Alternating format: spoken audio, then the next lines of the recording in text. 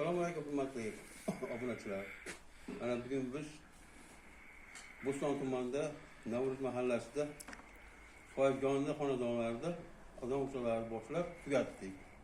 Marhamat. Bu oshxonamiz nihoyatda letniy oshxona bo'lib, mana sibak qismlarini afishka qilib bekitib, mana bu joyga robot stollarni qo'ydik. Mana tagiga dikiladigan, otiladiganlarni bekitib qo'yib, bu yerga endi 20 talik qozon qo'ydik mana. Qozonlarni yani zakrushkalarni qo'yib, mana mo'rilarni ham tortadigan qilib, mana kelib ko'rsating operator. O'zi mana shunaqa chiroyli qilib qo'ydik. Mana bu ozgina o'tinga mana ovqatlar turiladi. Mo'risini sap-sap qo'ysangiz, ovqat turiladi. Mana yoniga mana eshiklarni qo'yib, mana chiroyli qilib, yoniga mana tamunkalarni o'rnatdik. Mana yoniga mana bu yerga mana robot stol. Katta qozonga mo'ljallab robot stollar qo'ydim. Mana bu yerga bitta qozon joylashtirdik mana.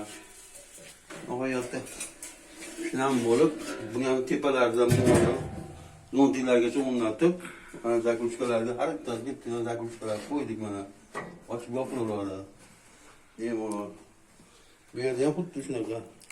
Keyin mana yangi o'zimizda shashlik pishiradigan mangallarimizni zamonaviy usulda qilib, mana ichkarilarini ham shashliklarni pishirdik. Mana tekshirib, hamma ularni egasiga topshirdik, xudo xolasa. Endi mana oldiga mana ochib yopiladigan eshiklarni qilib, temirdan soxta duxovka formada qilib, mana tepasiga listlar qo'yadi. Bemalol baliq go'shtlarni pishirsa bo'laveradi. Yoniga mana katta shishlarni qo'ysa, pishiradigan joylarigacha qilib qo'ydik. Yog'lasa mana chiroyli ishlam bo'lib chiqdi. Endi buni bir qator krasyak qo'yiladi, mana temirdan moslab.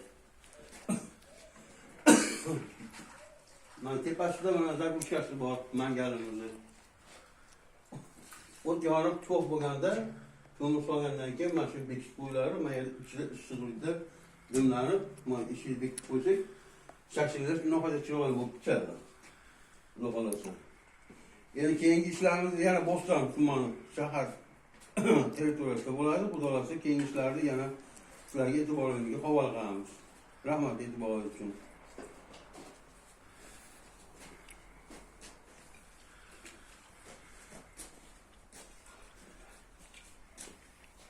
Sağ ol, böyle sizlere.